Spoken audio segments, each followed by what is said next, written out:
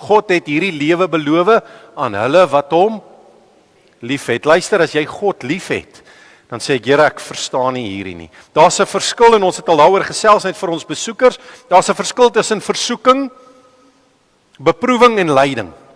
Versoeking is enigiets wat my wegvat van die Here af. Dit wat my aandag wegskuif, wat my so besig hou, dat ek nie hierby kan uitkom nie. Daardie dame wat by jou kantoor instap, met die lae hals, is nie 'n beproewing nie. Dis 'n versoeking. Daardie vriende wat vir jou kom kuier en sê, ag man, weet, is net een aand. Dis net 'n stukkie koekie kan maandag weer daai het. Dis net een bier. Dis net een keer. Dis nie 'n beproewing nie, dis 'n versoeking. Moet beweeg weg van versoekings af. Beproewinge bring my op my knieë. Here, ek is toegewyd aan U. Hoekom gebeur hierdie oor my lewe?